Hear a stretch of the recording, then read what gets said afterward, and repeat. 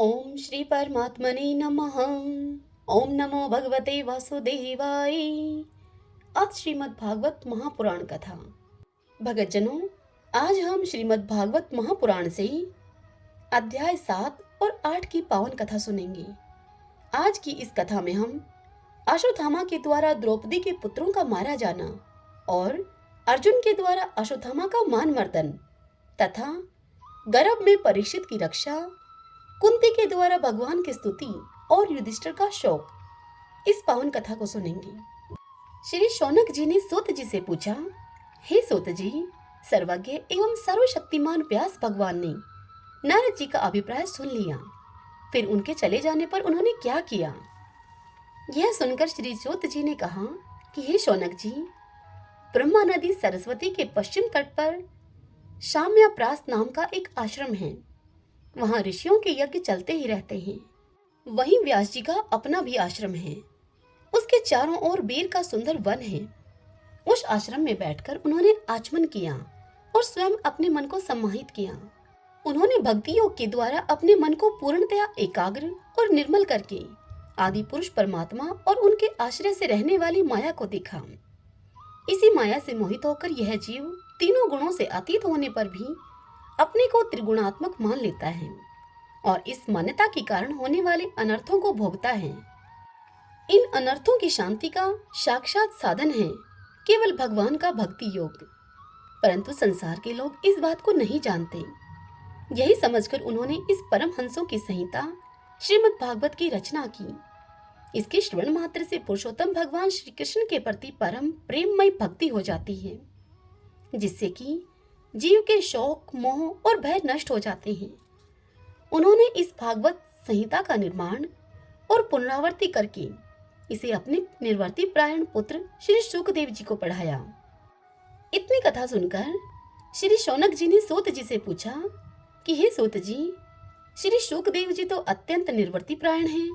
उन्हें किसी भी वस्तु की अपेक्षा नहीं है। वे सदा आत्मा में ही रमण करते हैं। फिर उन्होंने किस लिए इस विशाल ग्रंथ का अध्ययन किया?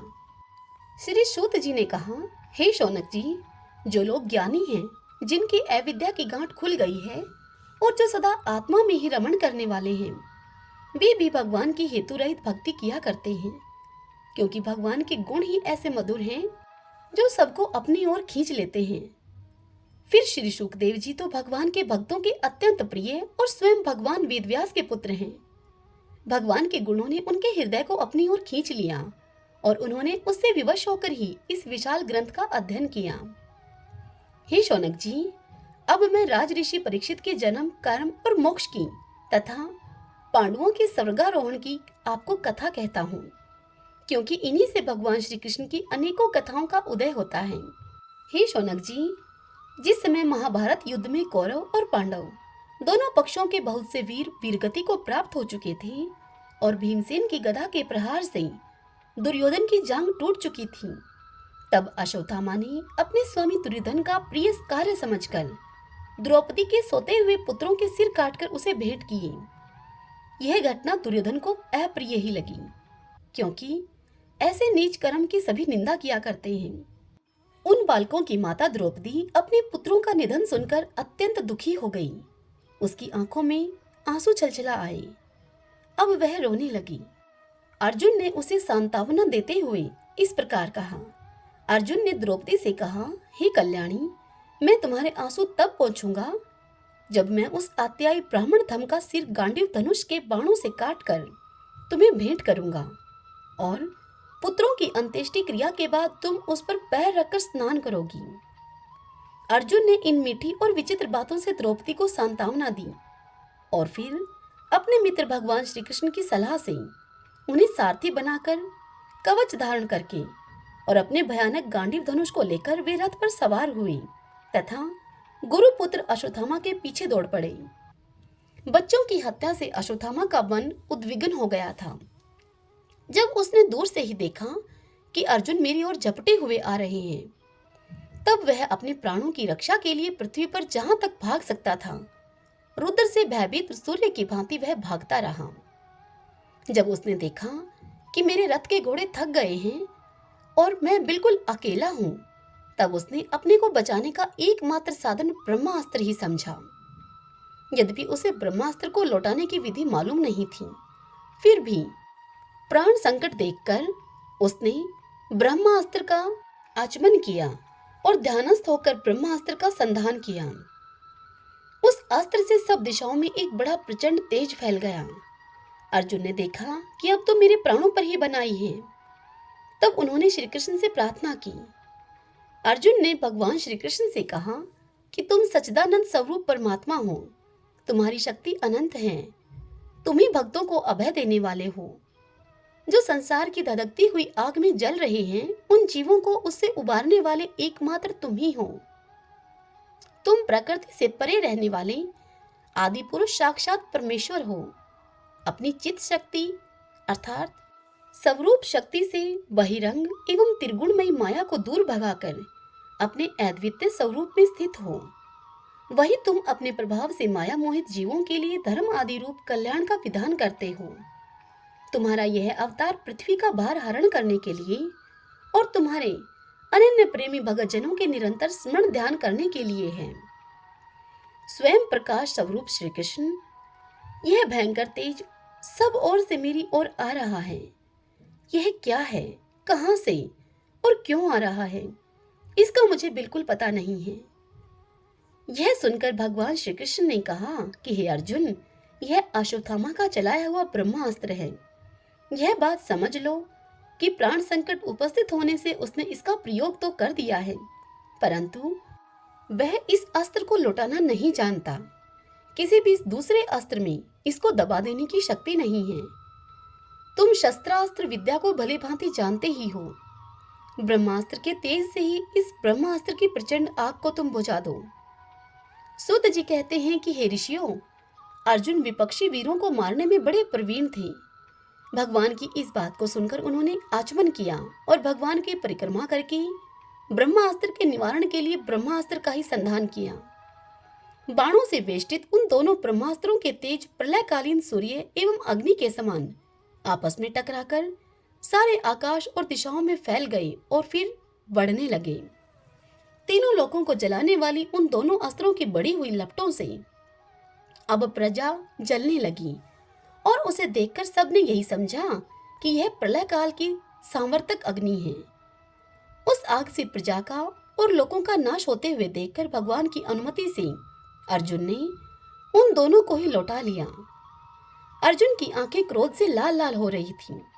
उन्होंने झपटकर उस क्रूर अश्वत्थामा को पकड़ लिया और जैसे कोई रस्सी से पशु को बांध ले वैसे ही बांध लिया। अश्वत्थामा को बलपूर्वक बांधकर अर्जुन ने जब शिविर की ओर लेकर जाना चाहा, तब उनसे कमलनयन भगवान श्री कृष्ण ने कुपित होकर इस प्रकार कहा। भगवान ने अर्जुन से कहा, अर्जुन, इस ब्राह्मण धम को छोड़ना ठीक नहीं है, इसको तो मार ही डालो। इसने रात में सोए हुए निरपराध बालकों की हत्या की है। धर्मवेता पुरुष असावधान, मतवाले, पागल, सोए हुए बालक, स्त्री, विवेक ज्ञान शून्य, शरणागत, रथहीन और भयभीत शत्रु को भी कभी नहीं मारते, परंतु जो दुष्ट और क्रूर पुरुष दूसरों को मारकर अपने प्राणों का पोषण करता है, उसका तो वध ही उसके लिए कल्याणकारी है, क्योंकि वैसी आदत को लेकर यदि वह जीता भी है तो और भी पाप करता है और उन पापों का कारण नरकगामी होता है।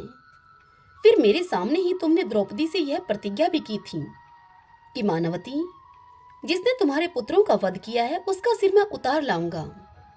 इस पापी कुलांगर आत्याई ने तुम्हारे पुत्रों का वध किया है और अपने स्वामी दुर्योधन को भी दुख पहुंचाया है, इसलिए हे अर्जुन, तुम इसे मार ही डालो।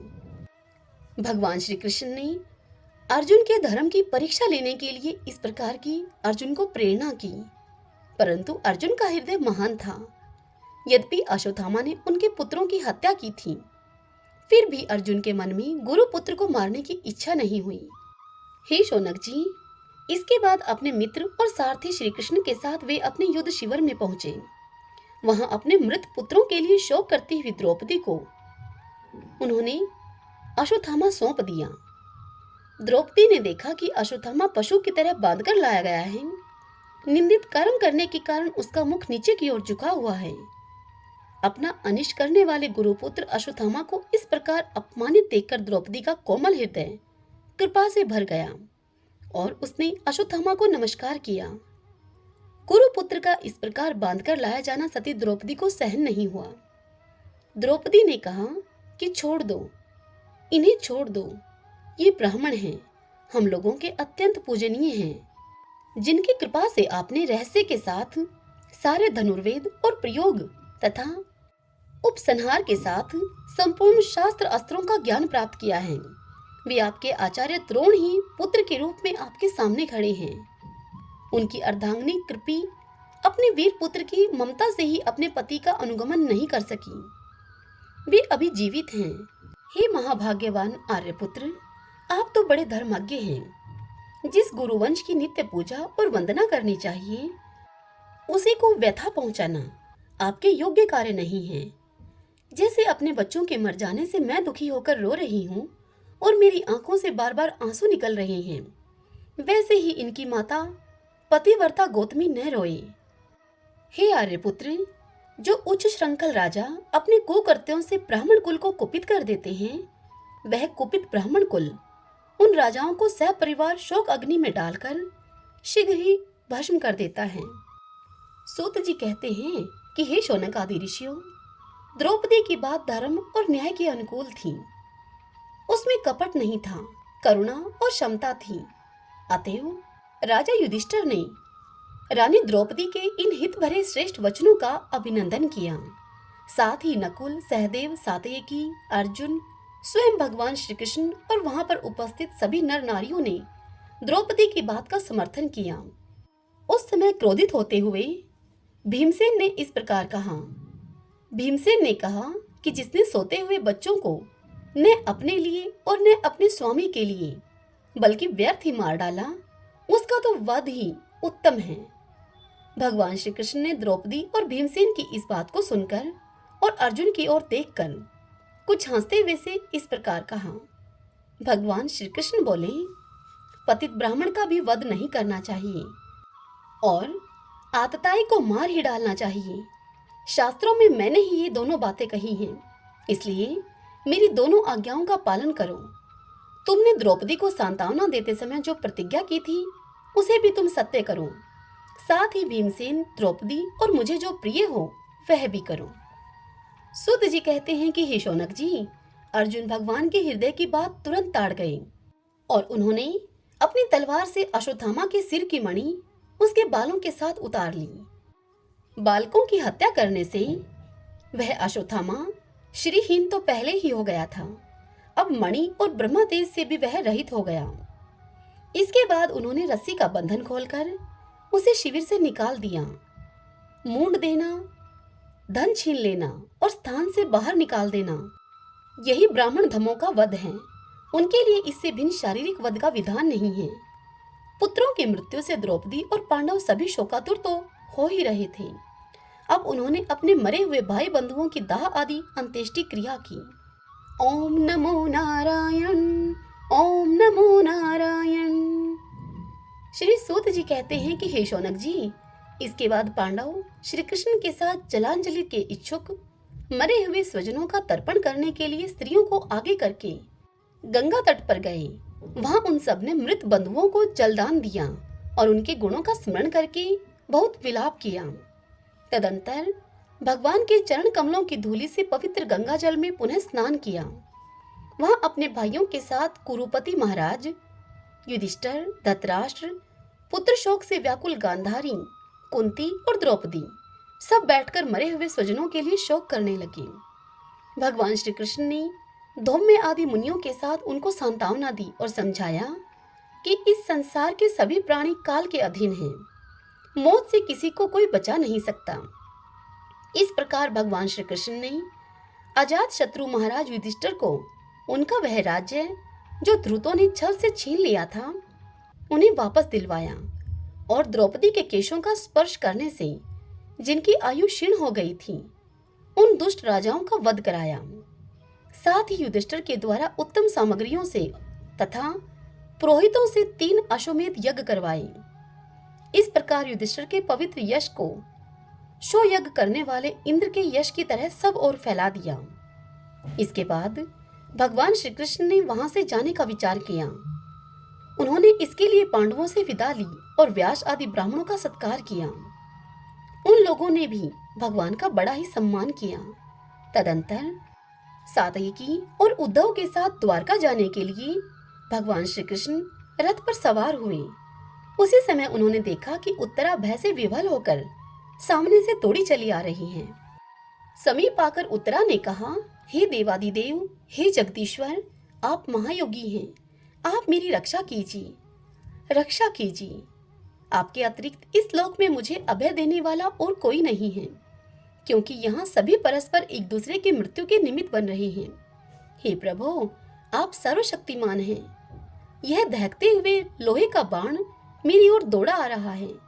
हे स्वामिन, यह मुझे भले ही जला डाले, परंतु मेरे गर्भ को नष्ट न करे, ऐसी कृपा कीजिए।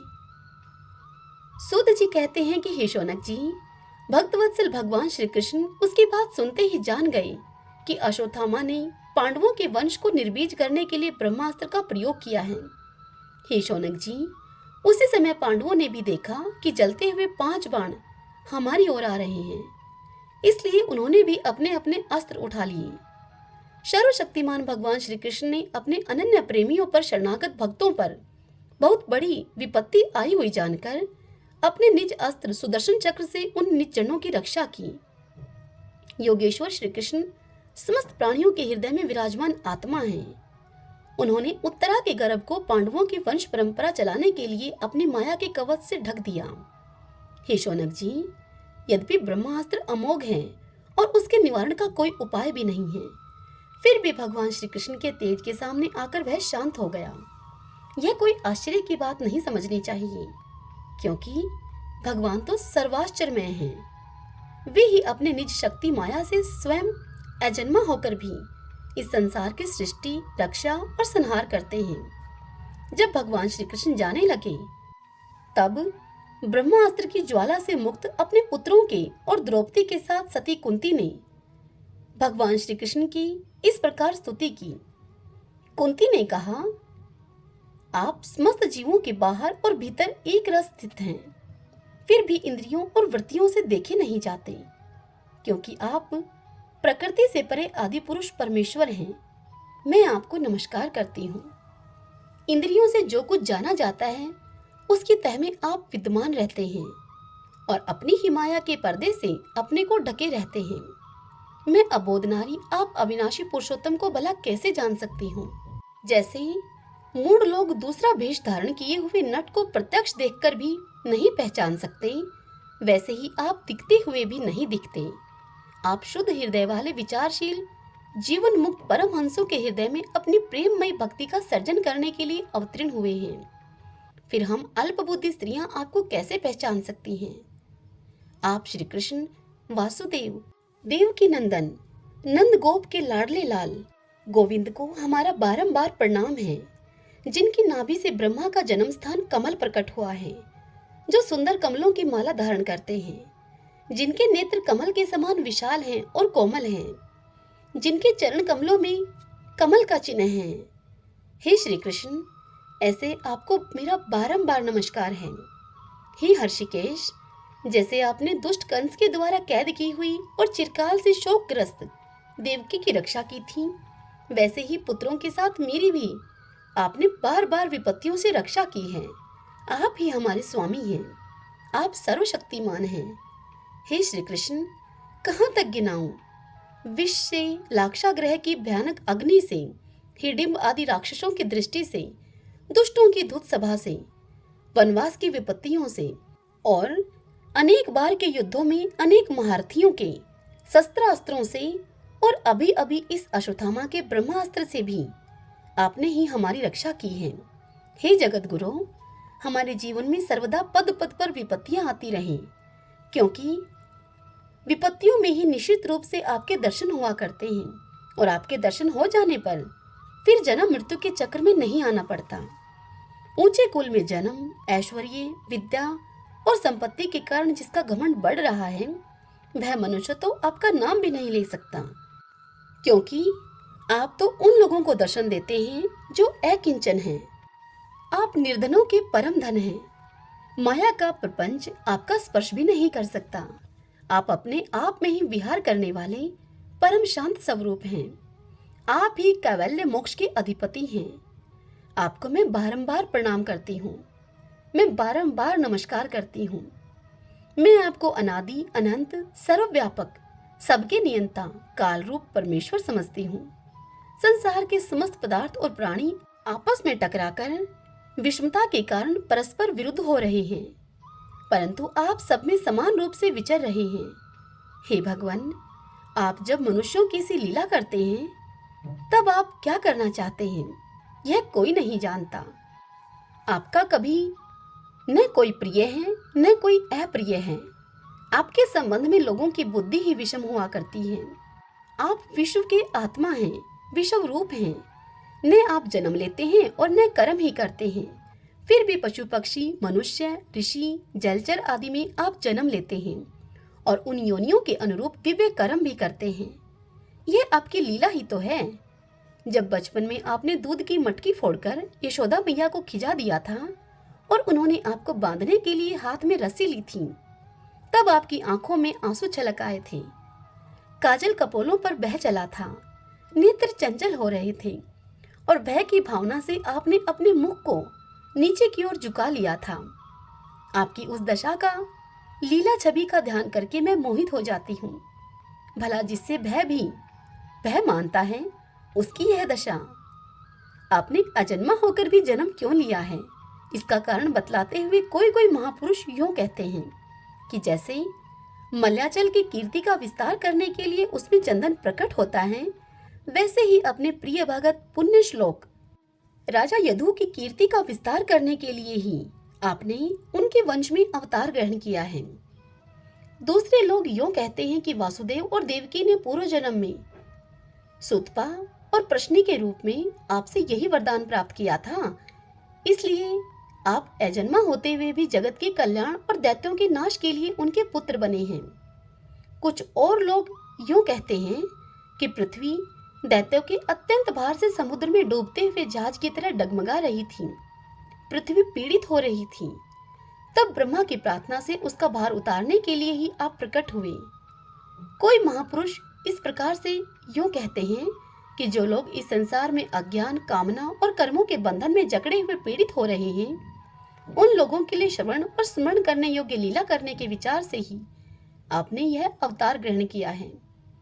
भगत जन बार बार आपके चरित्र का श्रवण गान कीर्तन एवं स्मरण करके आनंदित होते रहते हैं। वे ही अविलंब आपके उस चरण कमल का दर्शन कर पाते हैं जो जन्म मृत्यु के प्रवाह को सदा के लिए रोक देता है। भगत वांछल कल्पतरु, हे प्रभु, क्या आप अब अपने आश्रित और संबंधी हम लोगों को छोड़कर जाना चाहते हैं? आप जानते हैं कि आपके चरण कमलों के अतिरिक्त हमें और किसी का कोई सहारा नहीं है। पृथ्वी के राजाओं के तो हम यूं ही विरोधी हो गए हैं। जैसे जीव के बिना इंद्रियां शक्तिहीन हो जाती हैं, वैसे ही आपके दर्शन के बिना यदुवंशियों के और हमारे पुत्र पांडवों के नाम तथा रूप का अस्तित्व भी क्या रह जाता है। हे गदाधर, आपके विलक्षण चरण चिन्हों से चिन्हित यह कुरुजांगल देश की भूमि आज जैसी शोभायमान हो रही है, वैसी आपके चले जाने के बाद न रहेगी। आपकी दृष्टि के प्रभाव से ही यह देश पकी हुई फसल और लता वृक्षों से समृद्ध हो रहा है। ये वन पर्वत नदी और समुद्र भी आपकी दृष्टि से ही वृद्धि को प्राप्त हो रहे हैं। आप विश्व के स्वामी हैं, विश्व के आत्मा हैं और विश्व रूप हैं। यदुवंशियों और पांडवों में मेरी बड़ी ममता हो गई है। आप कृपा करके स्वजनों के साथ जोड़े हुए इस स्नेह की दृढ़ फांसी को काट दीजिए। हे श्री कृष्ण, जैसे गंगा की अखंड धारा समुद्र में गिरती रहती है, वैसे ही मेरी बुद्धि किसी दूसरी ओर न जाकर आपसे ही निरंतर प्रेम करती रहे। हे श्री कृष्ण, अर्जुन के प्यारे सखा यदुवंश शिरोमणि, आप पृथ्वी के भार रूप राजवेशधारी दैत्यों को जलाने के लिए अग्नि स्वरूप हैं। आपकी शक्ति अनंत है। हे गोविंद, आपका यह अवतार गौ ब्राह्मण और देवताओं का दुख मिटाने के लिए ही है। हे योगेश्वर, चराचर के गुरु भगवान, मैं आपको नमस्कार करती हूँ। सूत जी कहते हैं कि हे शौनक जी, इस प्रकार कुंती ने बड़े मधुर शब्दों में भगवान की अधिकांश लीलाओं का वर्णन किया। यह सब सुनकर भगवान श्री कृष्ण अपनी माया से उसे मोहित करते हुए मंद मंद मुस्कुराने लगे। उन्होंने कुंती से कह दिया कि अच्छा ठीक है, और रथ के स्थान से वे हस्तिनापुर लौट आए। वहां कुंती और सुभद्रा आदि देवियों से विदा लेकर जब वे जाने लगे, तब राजा युधिष्ठिर ने बड़े प्रेम से उन्हें रोक लिया। राजा युधिष्ठिर को अपने भाई बंधुओं के मारे जाने का बड़ा शौक हो रहा था। भगवान की लीला का मर्म जानने वाले व्यास आदि महर्षियों ने और स्वयं अद्भुत चरित्र करने वाले भगवान श्री कृष्ण ने भी अनेकों इतिहास कहकर उन्हें समझाने की बहुत चेष्टा की, परंतु उन्हें सांत्वना न मिली, उनका शौक न मिटा। हे शौनकादि ऋषियों, धर्मपुत्र राजा युधिष्ठिर को अपने स्वजनों के वध से बड़ी ही चिंता हुई। वे अविवेक युक्त चित्त से स्नेह और मोह के वश में होकर इस प्रकार कहने लगे। युधिष्ठिर बोले, भला मुझ दुरात्मा के हृदय में बद्धमूल हुए इस अज्ञान को तो देखो। मैंने सियार कुत्तों के आहार इस अनात्म शरीर के लिए अनेक अक्षौहिणी सेना का नाश कर डाला। मैंने बालक ब्राह्मण संबंधी मित्र चाचा ताऊ भाई बंधु और गुरुजनों से द्रोह किया है। करोड़ों वर्षों में भी नरक से मेरा छुटकारा नहीं हो सकता। यद्यपि शास्त्र का वचन है कि राजा यदि प्रजा का पालन करने के लिए धर्म युद्ध में शत्रुओं को मारे तो उसे पाप नहीं लगता, फिर भी इससे मुझे संतोष नहीं होता। स्त्रियों के पति और भाई बंधुओं को मारने से उनका मेरे द्वारा यहाँ जो अपराध हुआ है, उस अपराध का मैं ग्रस्तोचित यज्ञ आदि के द्वारा मार्जन करने में समर्थ नहीं हूँ। जैसे कीचड़ से गंदला जल स्वच्छ नहीं किया जा सकता, मदिरा से मदिरा की अपवित्रता नहीं मिटाई जा सकती, वैसे ही बहुत से हिंसा बहुल यज्ञों के द्वारा एक भी प्राणी की हिंसा का प्रायश्चित नहीं किया जा सकता। हरि ओम तत्सत। ओम नमो नारायण। ओम नमो नारायण। ओम श्री परमात्मने नमः। ओम श्री कृष्णाय नमो नमः। भक्तजनों, आज की कथा यहीं समाप्त होती है। इससे आगे की कथा हम कल सुनेंगे। कल की कथा में हम सुनेंगे युधिष्ठिर आदि का भीष्म जी के पास जाना और भगवान श्री कृष्ण की स्तुति करते हुए भीष्म जी का प्राण त्याग करना तथा भगवान श्री कृष्ण का द्वारका गमन। कल हम इस पावन कथा का रसपान करेंगे। जय श्री कृष्णा। राधे राधे।